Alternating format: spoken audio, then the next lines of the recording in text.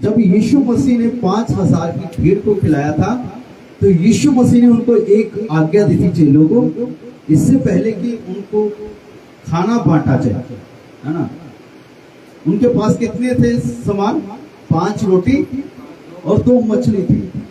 यीशु मसीह ने 5 रोटी और 2 मछली से 5,000 की भीड़ को रजा दिया था, और फिर भी 12 टोकरे बच गए थे।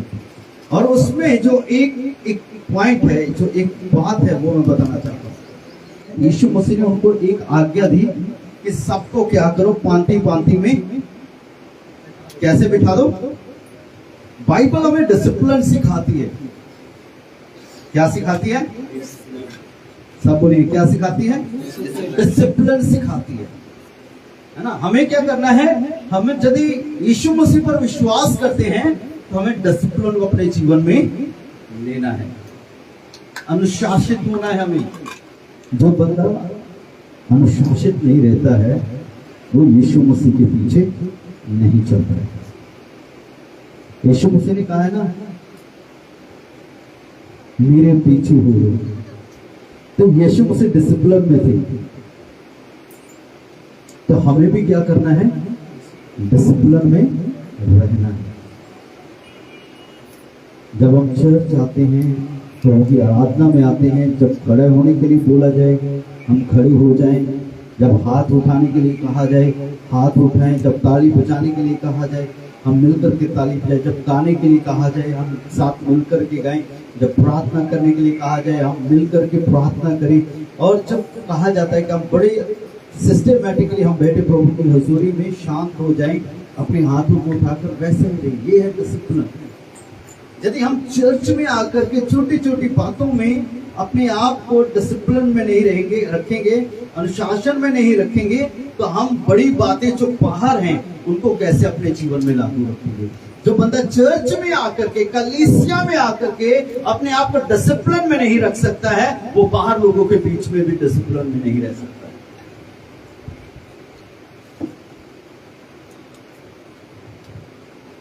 आज कुछ बातों की ओर मैं आपका ध्यान ले जाना चाहता हूं। बाइबल बताती है परमेश्वर के वचन में, यीशु मसीह ने कहा जो प्यासा है वो किसके पास आए? पढ़िए परमेश्वर के वचन में। वो मेरा मैसेज नहीं है, लेकिन मैं अपने मैसेज की ओर ले जाने के लिए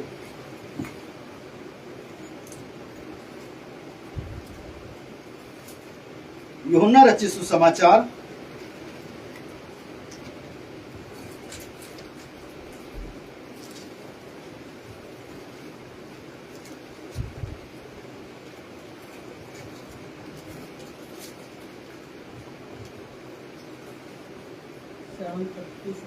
7 अध्याय उसका 37 वचन। पर्व के अंतिम दिन जो मुख्य दिन है, यीशु खड़ा हुआ और पुकार कर कहा, यदि कोई प्यासा हो तो मेरे पास आए और पिए। हाँ, यीशु मसीह ने क्या कहा? यदि कोई, सब बोले, यदि कोई प्यासा हो तो वो कहाँ आए? मेरे पास। किसके पास आना है हमें? किसके पास? यीशु मसीह ने कहा यदि कोई प्यासा है तो वो मेरे पास आए। आज के समय में लोगों को चर्च आने में प्रॉब्लम पता क्यों है? क्योंकि उनको हमेशा ये रहता है कि हम पास्टर बलवीर के चर्च में जाएंगे, हम पास्टर बलवीर के पास जा रहे हैं। कभी भी हम घर से निकले कि मैं यीशु से मिलने के लिए जा रहा हूं, मैं यीशु से कुछ बात करने के लिए जा रहा हूं, मैं यीशु मसीह से मिलने के लिए जा रहा हूं, उससे बात करने के लिए जा रहा हूं, मैं यीशु मसीह के पास आ रहा हूं, उससे आशीष पाने के लिए। यीशु मसीह ने कहा, हे सारे थके मांदे बोझ से दबे लोगों, मेरे पास आओ, मैं तुम्हें आराम दूंगा। आराम कौन देता है? हमारी प्यास कौन बुझाता है? यीशु मसीह। हमारी शारीरिक प्यास की बात नहीं करते हैं, हम आत्मिक प्यास की बात करते हैं। यीशु मसीह हमारी आत्मिक प्यास को बुझाते हैं। यीशु मसीह हमारे जीवन में अद्भुत रीति से काम करते हैं। यीशु मसीह हमारे जीवन में चमत्कार करते हैं। जब हम विश्वास के साथ आते हैं तो मैं यीशु मसीह के पास आ रहा हूं, ज्यादातर लोग चर्च आने में आनाकानी क्यों करते हैं? क्योंकि उनको यही रहता है बस चर्च जाना है, नहीं जाएंगे तो पास्टर जी पूछेंगे। क्या होगा यदि नहीं जाएंगे? तो पास्टर जी पूछेंगे क्यों नहीं आए, हमारी क्लास लगेगी यदि नहीं जाएंगे। प्रॉब्लम ये है कि फिर क्या करते हैं, हम बहाना सोचते हैं कि आज पास्टर जी के यदि आज हम चर्च नहीं जाएंगे तो हम क्या बहाना लगाएंगे।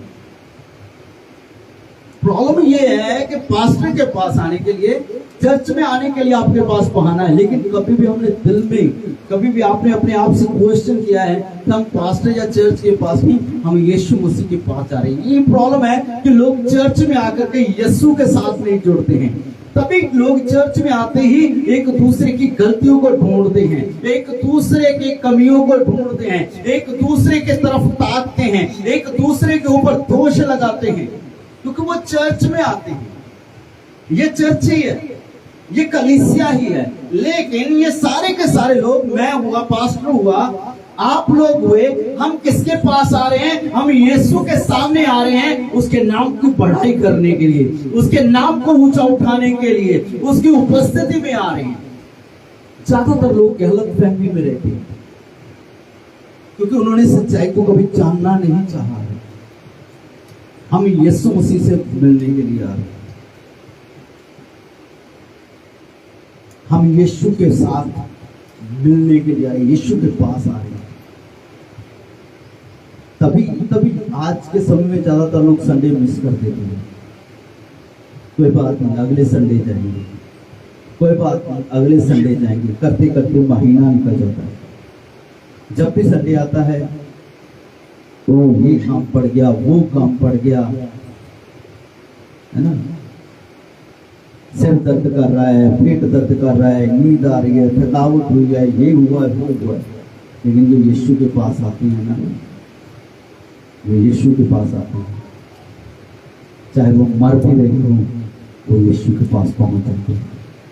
एक स्त्री जिसको 12 वर्ष से लहू बहने का रोग था, अब सब लोग को पता है इसके बारे में। कैसे वो पहुंची? बाइबल बताती है उसके शरीर में जान नहीं थी। जो 12 साल से लहू से पीड़ित थी, वो कैसे आई? वो लिखा है बाइबल में, वो घिसटते घिसटते वो यीशु तक पहुंची।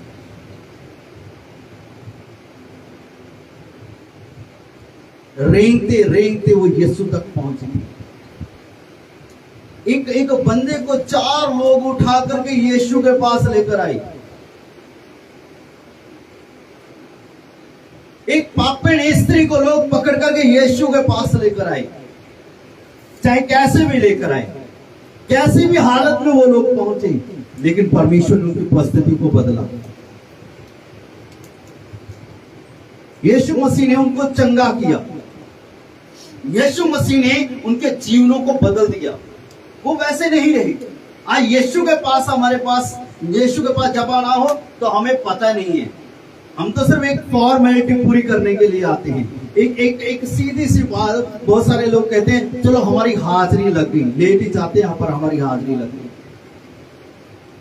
यीशु मसीह के पास हाजिरी नहीं चाहिए। यीशु मसीह के पास उसके साथ एक होना वो मांगता है कि आप उसके साथ एक हो। आज लोगों के गिरने का कारण क्या है? प्रार्थना में क्यों नहीं बढ़ रहे हैं, वचन में क्यों नहीं बढ़ रहे हैं, विश्वास में क्यों नहीं बढ़ रहे हैं? उसके पीछे एक ही रीजन है कि जब वो चर्च जाते हैं, उनके दिमाग में यही रहता है कि हम पास्टर के पास आए, वचन सुनने के लिए आए, गीत गाने के लिए आए। लेकिन जो रियलिटी है, जो कभी भी शैतान हमें जानने नहीं देता, वो यही है कि हम यीशु के साथ एक होने के लिए आए हैं।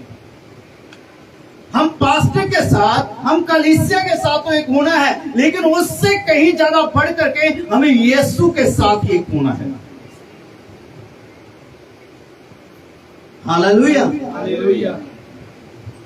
हमारी परिस्थितियां कुछ भी हो, हमारे हालात कुछ भी हो, लेकिन जब हम यीशु के पास आते हैं ना, तो वो हमारे हालातों को बदल देता है, वो हमारे जीवन में काम करता है। क्योंकि हम क्या करते हैं, पूरा वीक एक ही चीज में रखते हैं, चलो इस संडे नहीं मैं जा पाया, अगले संडे जरूर जाऊंगा, फिर पास से ही मुझे नहीं बोलेंगे, चलो मेरी एक हाजिरी लग जाएगी। ये एक गलत फहमी रही लोगों के बीच। यीशु मसीह ने कहा यदि कोई प्यासा है वो मेरे पास आए। कुछ लोगों को चंगाई की प्यास रहती है, कुछ लोगों को छुटकारे की प्यास रहती है, कुछ लोगों को पवित्र आत्मा की प्यास रहती है, कुछ लोगों को आशीषों की प्यास रहती है। याद रखिए वो यीशु के पास है। कितने लोग इस बात को जानते हैं कि जब हम यीशु के पास आते हैं तो वो हमारे सामने रहता है। यीशु मसीह ने कहा जहां 2 या 3 मेरे नाम में इकट्ठा होते हैं वहां मैं उनके बीच में हूं। क्यों यीशु मसीह हमारे बीच में आता है? वो तो कहेगा, वो इतना भी कहता है ठीक है आप लोग इकट्ठे हो गए हैं, अब गाओ बजाओ प्रार्थना करो वचन सुनो और घर चले जाओ। ऐसा कहीं नहीं लिखा है। मैं आज जो बात आप लोगों को बताना चाहता हूं इसे नजरअंदाज मत करिएगा, इसको ध्यान से सुनिएगा। हम क्यों बार बार बीमार हो रहे हैं, हम क्यों बार बार कर्जे के नीचे आ रहे हैं, क्योंकि हमारी अब बार बार परेशानियां बढ़ रही हैं। क्यों हम चर्च में तो आते हैं लेकिन हमारे हालात नहीं बदलते हैं, क्योंकि हम लोगों को देखने के, लोगों से मिलने के लिए आते हैं, ना कि यीशु मसीह से। हमारा विश्वास क्यों नहीं बढ़ता है? हमारी आंखें यीशु मसीह को क्यों नहीं देखती हैं? हमारी आंखें यीशु मसीह के आत्मिक कामों को क्यों नहीं देखती हैं? हमारी आंखें यीशु मसीह के चेहरे को क्यों नहीं देखती हैं? हमारी आंखें यीशु मसीह के प्रेम को क्यों नहीं देख पाती हैं? क्योंकि हमारा जो आंखें हैं वो सिर्फ कुछ लोगों की भीड़ में और कुछ पासवानों के सामने ही रहती हैं।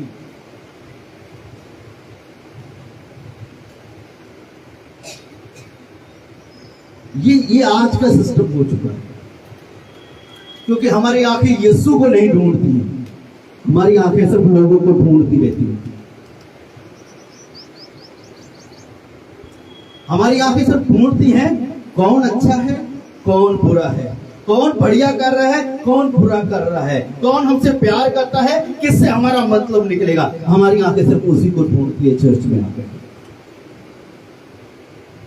कभी भी यीशु की ओर हमारी नजर रहती नहीं है। तभी हमारा प्रेम प्रभु के साथ नहीं।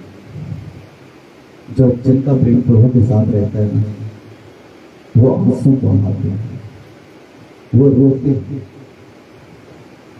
जब गवाही होती है तो वो आनंद से गवाही देते हैं।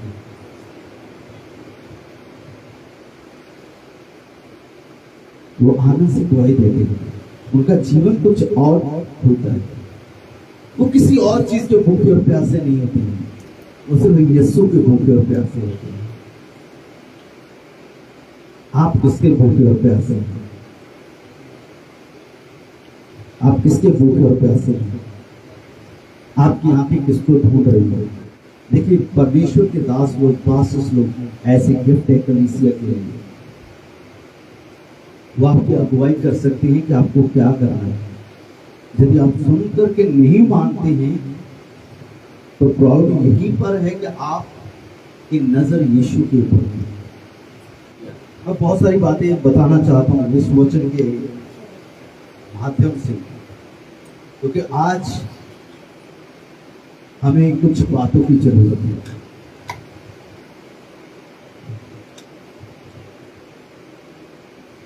जब हम यीशु के पास आते हैं ना, जरूरत पड़ती है कि हम खरे मन से आए। यदि हम उससे मिलना चाहते हैं, यीशु मसीह से मिलना चाहते हैं, उससे बात करना चाहते हैं, तो बड़े खरे मन से आए उसके पास। मेरा आज का ये संदेश नहीं है, मैं सिर्फ आप लोगों को इस खुशी की ओर बताना चाहता हूँ कि हम अपने आप को थोड़ा सा यीशु की ओर लगाएं, यीशु की ओर लगाएं। परमेश्वर आप लोगों को आशीष दे। इसलिए यदि आपके अंदर प्यास है तो आप यीशु के पास नहीं।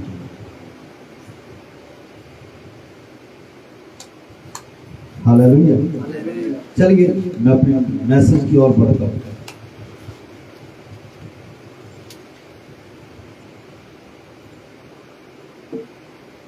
हालेलुया। एक दिन की बात है, छोटी सी उदाहरण बताना चाहता हूँ इससे पहले कि मैं अपने मैसेज की ओर बढ़ता हूँ।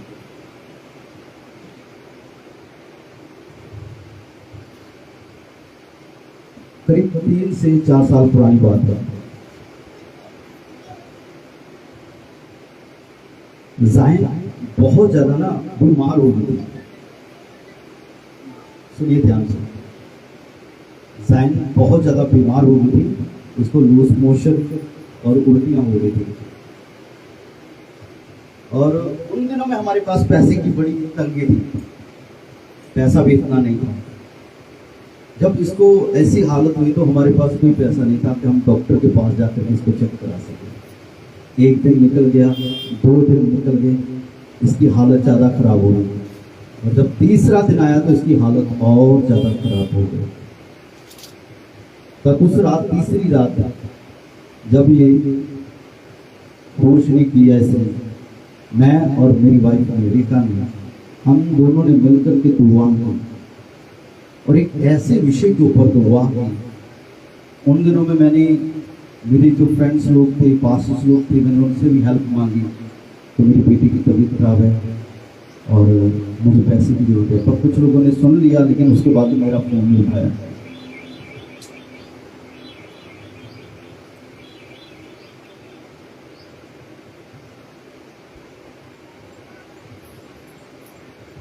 उन लोगों ने मेरा फोन नहीं उठाया। मैं किसी के ऊपर दोष नहीं लगा रहा हूँ, कभी कभी परमेश्वर हमें सिखाता है। तो पता है, उस रात जब हमने प्रार्थना की, हमारे मन में ये था कि हमारे साथ कोई नहीं, कोई नहीं देख रहा, कोई मदद करने वाला नहीं। लेकिन उस रात जब हमने प्रार्थना की तो प्रभु का धन्यवाद, उसी रात जब हम प्रार्थना करके थे, मैंने उसी वक्त बोला कि सुबह तक जायन नॉर्मल होगी। क्योंकि 3 दिन से ना उसने कुछ खाया था ना पिया था, और जो भी वो पीती थी, वह दूध भी पीती थी तो वो भी निकाल देती थी। मैं आप लोगों के विश्वास को बढ़ाने की बात करना चाहता हूँ, ताकि आप लोगों का विश्वास यीशु मसीह में बढ़े कि यीशु मसीह कितने बड़े काम करता है। जब सुबह उठी तब प्रभु का धन्यवाद हो कि जायन को भूख लगी और इसने दूध मांगा और दूध पिया और दूध इसे पच भी गया। ना इसको वॉमिटिंग हुई, ना इसको उल्टी हुई। मैं आप लोगों के विश्वास को इस उदाहरण से क्यों बताना चाहता हूं, चाहे हमारी कोई मदद करे या ना करे, कोई हमारी तरफ ध्यान दे या ना दे, कोई हमारी तरफ देखे या ना देखे, कोई हमारे साथ खड़ा हो या ना हो, लेकिन यीशु मसीह हमारे साथ खड़ा है। हालेलुया। आप जहां भी हैं, जिस भी हालत में हैं, आप उसको पुकारें जो आपको जीवन का जल देता है, जो आपको जिंदगी देता है, उस पर भरोसा करें। जब वो साथ है ना, जब हमारा रिश्ता उसके साथ में ना, तो हर एक प्रॉब्लम सॉल्व हो जाएगी। हालेलुया।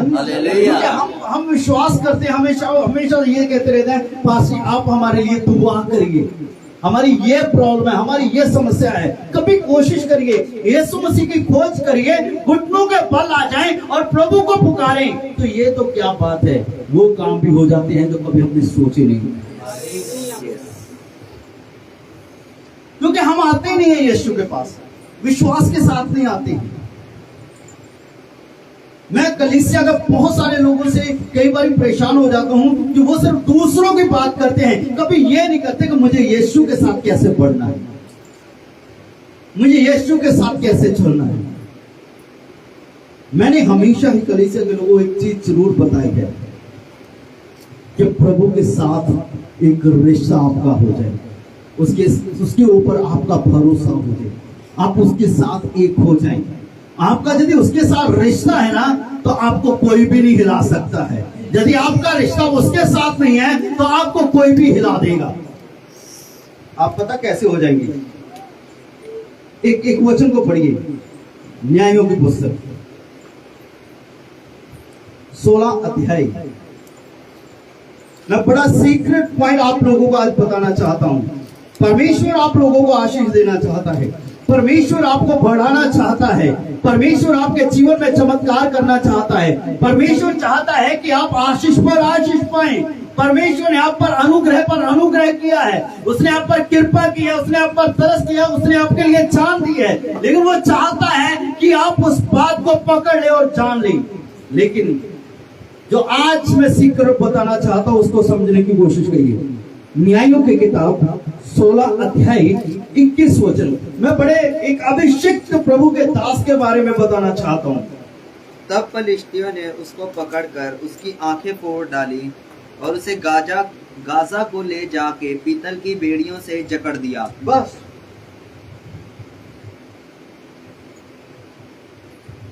शैतान का सबसे पहला हथियार कहां पर वो वार करता है हमारे ऊपर। आपको पता है पुराने समय में, अब इतिहास को पकड़ के देख लीजिए, पढ़िएगा कभी, जब भी कोई एक राजा दूसरे राजा पर चढ़ाई करता था, जहां तो उसे मार देता था, तो यदि वो उसको गुलाम बनाना चाहता है तो सबसे पहला काम क्या करता था, उसकी आंखों को फोड़ देता था, उसकी आंखें निकाल दी जाती थी।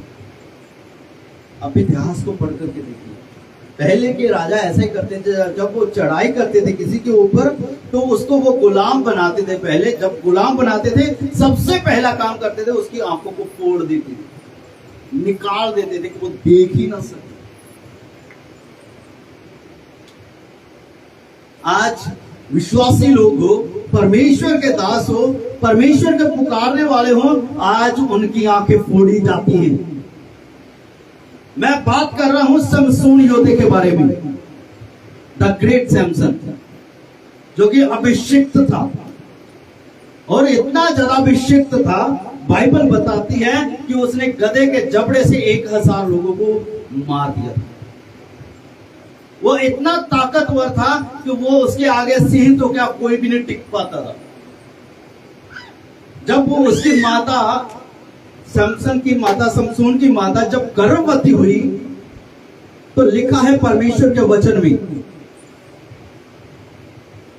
परमेश्वर के दास ने उसे कहा था कि इसके सिर के ऊपर क्या मत चलाना, उस्तरा मत लगाना, ब्लेड मत लगाना, क्योंकि जब परमेश्वर का नाजिर है, परमेश्वर का अभिषेक है, इसके सिर पर कभी उस्तरा नहीं चलना चाहिए, क्योंकि अभिषेक जो था उसके बालों में था।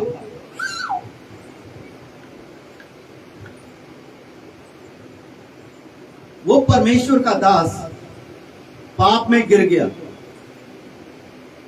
पाप में गिरने के बाद में जब उसे पकड़ा गया, उसको ऐसे पकड़ा नहीं गया। जब वो पाप में गिर गया, गिरने के बाद क्या हुआ, जो उसके बालों में अभिषेक था वो बाल काट दिए गए,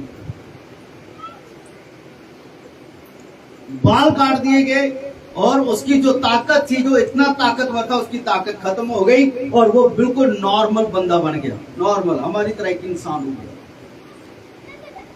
तो बाइबल बताती है वहां पर क्या हुआ कि उसे पकड़ा गया, उसकी आंखें निकाली गई और उसको क्या किया गया, पीतल की बेड़ियों से बांध दिया गया।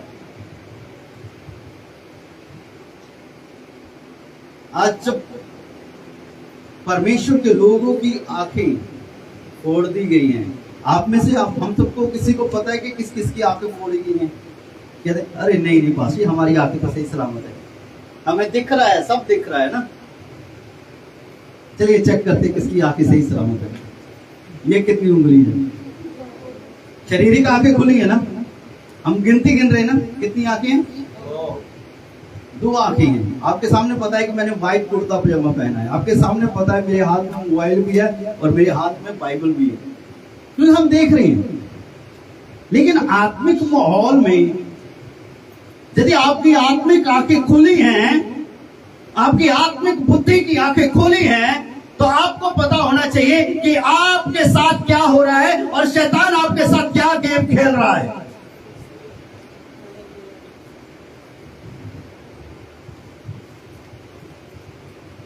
जब उसकी आंखें फोड़ी गई तो लिखा है बाइबल में, इसका 26 वचन पढ़ना। मैं मेन पॉइंट की तरफ पढ़ना चाहता हूं।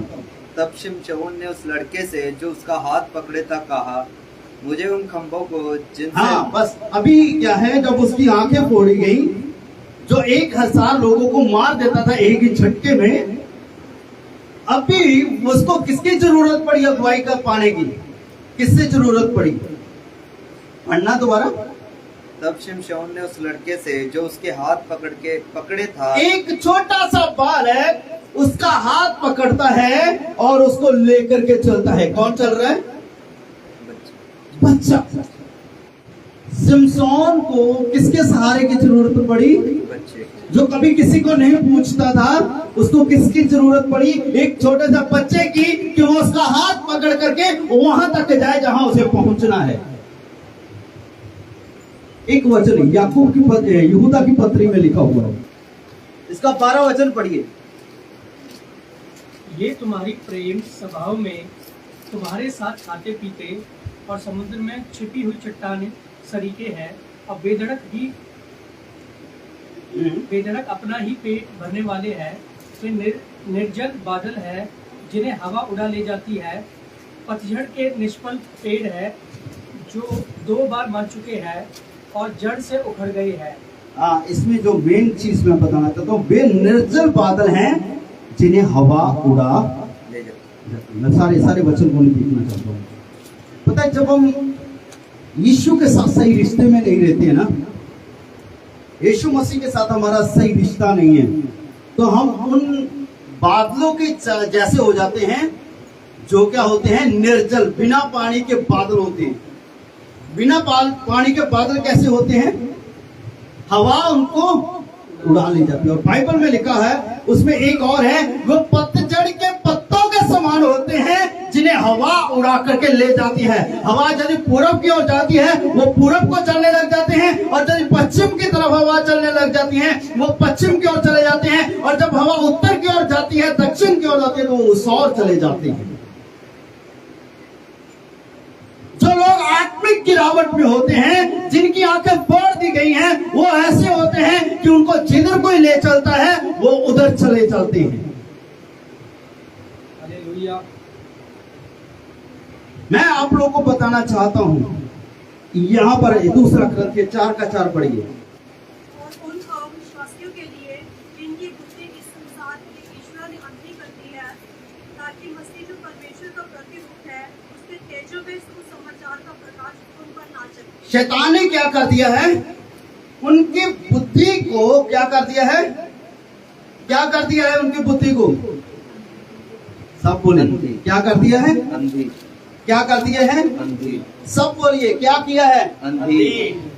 क्या कर दिया है? अंधी। अंधी कर दिया है। हमारी आत्मिक आंखों को बंद कर दिया गया है, ताकि परमेश्वर के तेजों में सुसमाचार का प्रकाश उन पर ना चमके।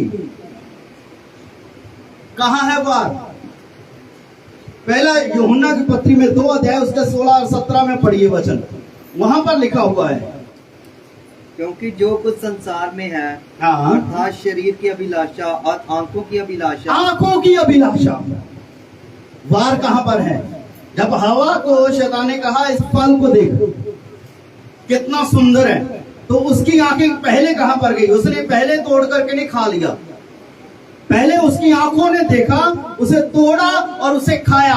सबसे पहले शैतान हमारी आंखों पर ही वार करता है, ताकि बाइबल बताती है, भजन संहिता 119 का 18 वचन पढ़िए। मेरी आंखें खोल दे कि मैं तेरी व्यवस्था की अद्भुत बातें देख सकूं। हाँ, मेरी आंखों को खोल दे कि मैं तेरी व्यवस्था की अद्भुत बातों को देख सकूं। कितने लोग देखना चाहते हैं? हालेलुया। हम उसकी व्यवस्था की अद्भुत बातों को देखना चाहते हैं, हम उसके चमत्कारों को देखना चाहते हैं, हम उसकी महिमा को देखना चाहते हैं, हम उसके प्रेम को देखना चाहते हैं। तो हमें क्या करना पड़ेगा? पहली चीज, हमें यीशु के साथ एक होना पड़ेगा। जब तक हम यीशु के साथ एक नहीं होंगे ना, यीशु के पास नहीं आएंगे, उसके साथ जुड़ेंगे नहीं, उसके साथ एक नहीं होंगे, तो शैतान हमारी आंखों को क्या करेगा? फोड़ देगा, ताकि हम परमेश्वर की अद्भुत बातों को, अद्भुत कामों को, अद्भुत चमत्कारों को और उसके प्रेम को ना देख सके। शैतान हमारी आंखों को फोड़ता इसीलिए है कि हमारी आंखों पर अंधकार की पट्टी बांधी जाए, और जहां वो हमें ले जाना चाहता है ले जाए। क्यों लोग चर्च छोड़ देते? क्यों छोड़ देते? समझ में लोगों, क्यों चर्च आना बंद हो जाता है? प्रार्थना करना छोड़ देते हैं? क्यों आत्मिक संगति खो देते हैं? क्यों उपवास करना बंद कर देते हैं?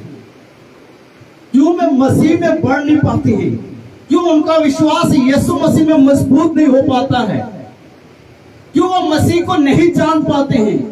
क्यों मसीह का सुसमाचार उनके ऊपर नहीं चमक पाता है और मसीह की बातें क्यों नहीं वो समझ पाते हैं? रीजन वही है कि वो हवा के झोंके से उड़ने वाले हैं, क्योंकि उनका रिश्ता यीशु मसीह के साथ नहीं है। कभी कभी जब लोग मेरे पास आते ना तो कहते पास्टर मुझे आपके साथ संगति करके बड़ा अच्छा लगता है। तो मैं एक चीज हमेशा पूछता हूँ, क्या अच्छा लगा? हमेशा जब आप कलीसिया में जाते हैं, पासवान के पास जाते हैं, नॉर्मल सी बात, जब आप कलीसिया में जाते हैं, पासवान के पास जाते हैं, आपको वो क्या सिखाता है? ज्यादातर क्या हो रहा है, लोग क्या करते हैं, लोगों को अपनी तरफ आकर्षित करते हैं, अपनी तरफ आकर्षित करते हैं। मैं आपके लिए दुआ करूंगा, परमेश्वर आपके लिए काम करेगा। क्या जो परमेश्वर मेरा परमेश्वर है वो आपका परमेश्वर नहीं है? क्या वो जितना मुझसे प्यार करता है, क्या वो आपसे प्यार नहीं करता है? यदि आपको आत्मिक संगति नहीं मिलती है, आपकी आत्मिक भूख प्यास नहीं बुझती है, जब आप आत्मिक नहीं हो रहे हैं, जब आप विश्वास में नहीं बढ़ रहे हैं, तो सोचने वाली बात है। सोचने वाली बात है। हम जब भी कोई प्रार्थना करवाने के लिए करता तो हम उसको एक बात जरूर कहते हैं, ठीक है हम आपके लिए दुआ करेंगे, पर इससे पहले तुम्हें खुद दुआ करूंगा। हमें खुद प्रार्थना करनी है। जो बंदा खुद प्रार्थना नहीं करता है, वचन नहीं पढ़ता है, यीशु मसीह के साथ एक नहीं होता, तो 100 पास्टर से दुआ करवा ले, नहीं चमत्कार हो। यदि आपका यीशु पर भरोसा है ना, आप यीशु के साथ एक हो चुके हैं, यीशु के साथ जुड़ चुके हैं ना, आपके अंदर आत्मिक भूख और प्यास है, तो याद रखना जिस चर्च में आप आ रहे हैं ना, खास करके मैं आप लोगों को बताना चाहता हूँ, इस चर्च के बाद बहुत सारे कलीसिया में से, इस कलीसिया में से, फायर इवेंजलिज्म चर्च में से बड़े पास्टर्स लोग निकले हैं, सेवक लोग निकले हैं, जो आज कलीसिया चला रहे हैं।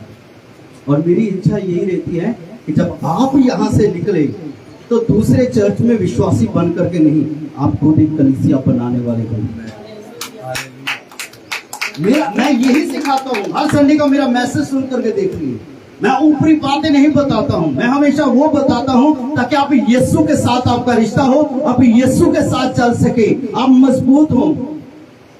मुझे दुख पता कब लगता है, मुझे दुख लगता है कि मैंने आपको ट्रेन किया, अच्छी शिक्षा दी, आपके लिए प्रार्थना की, आपको प्रार्थना करना सिखाया, और बाद में आप फिर जाकर के एक ऐसे चर्च में जाकर के बैठते हैं जहां पर चंगाई का प्रचार हो।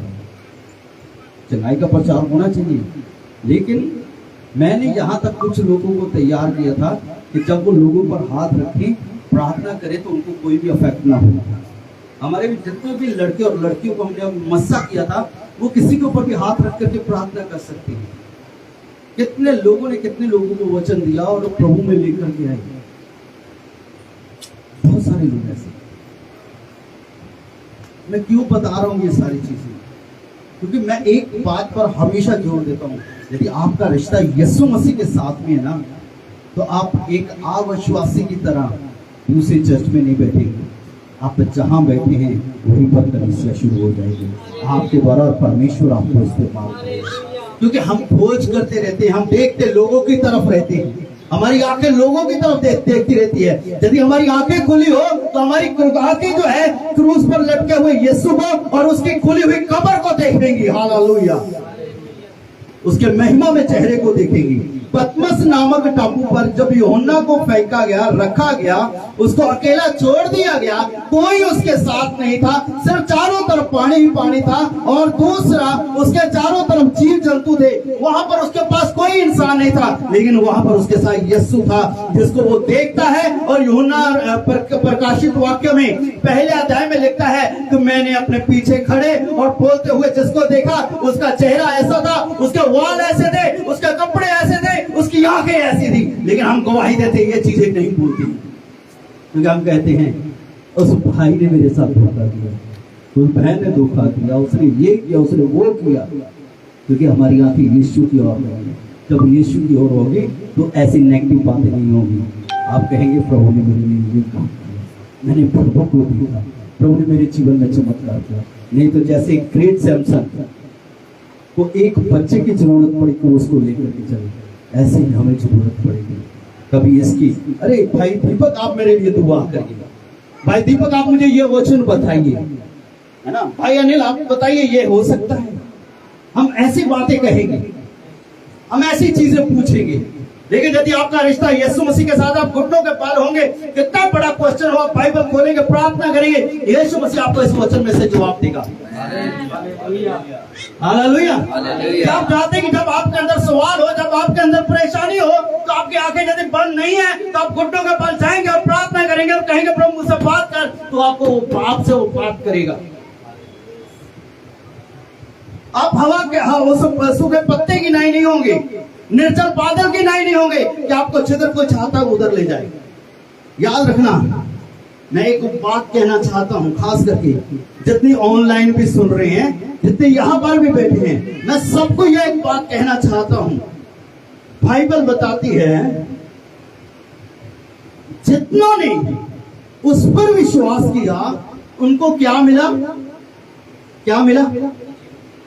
पहला अध्याय उसका 12 और 12 वचन में लिखा हुआ है, आई थिंक 12, पहले यूहन्ना रचित सुसमाचार पहला अध्याय, पढ़िए इस वचन को। परंतु जितनों ने उसे ग्रहण किया, उसने उन्हें परमेश्वर की संतान होने का अधिकार दिया। जितनों ने उसको कबूल किया उनको परमेश्वर ने अपनी संतान होने का अधिकार दिया।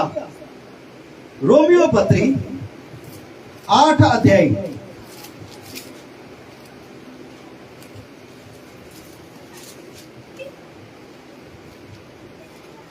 इसका 11 वचन, सॉरी 14 वचन। इसलिए कि जितने लोग परमेश्वर की आत्मा चलाए चलते हैं वे ही परमेश्वर के पुत्र हैं। वे ही परमेश्वर के पुत्र हैं। सबसे बड़ी मूर्ति पूजा जो हो रही है कलीसिया के अंदर भी, वो यही हो रही है। हम लोगों का सहारा ढूंढते हैं, लेकिन हमारा मददगार हमें दिया गया है पवित्र आत्मा। हम कहते हैं मैं परमेश्वर की संतान हूं। बाइबल में लिखा हुआ है जब हमने विश्वास किया, जब हमने यीशु मसीह को प्रभु करके ग्रहण किया, तो हमें क्या मिला? क्या मिला? अपनी संतान होने का परमेश्वर ने हमें अधिकार। वचन को सही रीति से पकड़ के रखें। हम अपनी मर्जी से कुछ ही बोल देते हैं। परमेश्वर ने हमें क्या दिया? अपनी संतान होने का अधिकार दिया।